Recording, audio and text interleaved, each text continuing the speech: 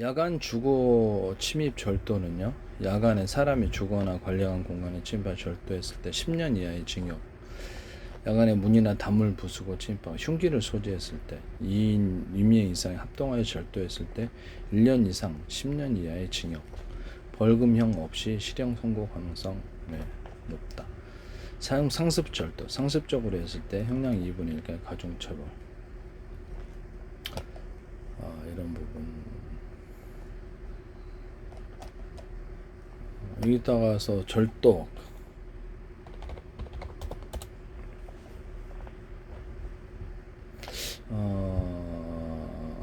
이 무기 또는 10년 이하의 징역이 특수강도 강간죄입니다. 그래서 남의 집에 들어가서 여러 사람이 했을 때 형량이 더 추가됩니다. 추행만 해도 유사강문에 무기징역, 남의 집에 들어가서 하는데 무기징역 7년 이상의 징역 이렇게 해서 하고요. 특수강도 이렇게 해서 유사강간 이렇게 해서 특수강도에는 사형 또는 무기징역 10년 이하의 징역, 10년 이상의 징역에 처합니다. 그래서 여러 사람에서 대량으로 했을 때 이게 적으로 형량이 가중되고 중한 처벌을 받게 되죠. 알려진 사람 경우는 좀 치명적이 되겠네요. 다시 사회생활이 불가능하게 되겠습니다. 둘도 안 났을 때는 안 되거나 처벌받지 않죠.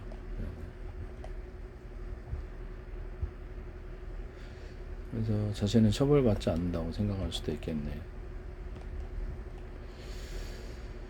주거 침입해가지고 강제 추형이 기본이 4년에서 7년이랍니다.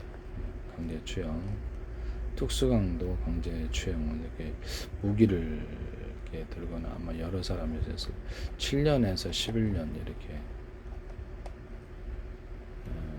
강간 그러면 이렇게 8년에서 13년 기본이 주거 침입 강간 특수강간 8년에서 13년입니다.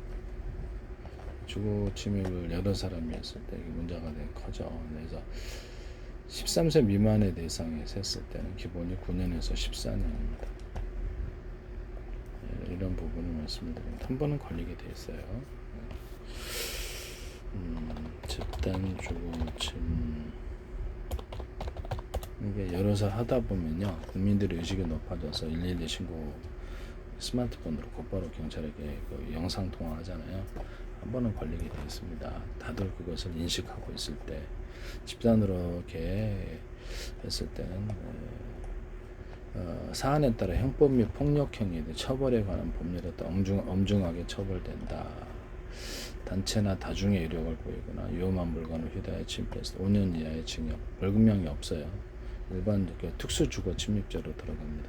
그래서 무기를 들고 들어갔다. 그럼 특수 주거 침입죄로 다룰 수가 있습니다. 그때 112에 곧바로 스마트폰으로 남의 대량 이렇게 누르르 들어간다 그러면 국민 의식이 좀 높아져요. 스마트폰으로 영상 통화로 곧바로 하시고 경찰에 보내주는 이렇게 어떤 앱이 있어요. 그걸로 경찰에 직접 보는 방식도 있습니다.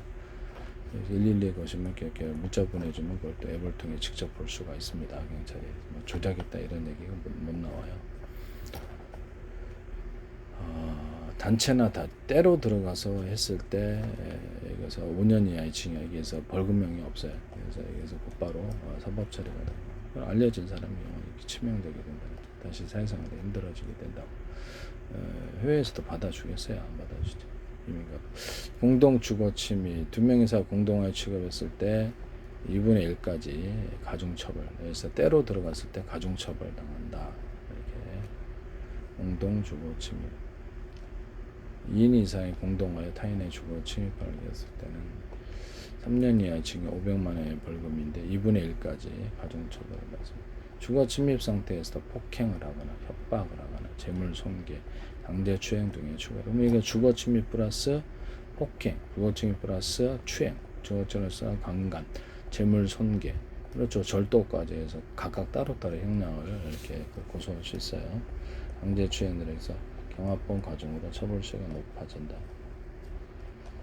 한 번은 걸려요.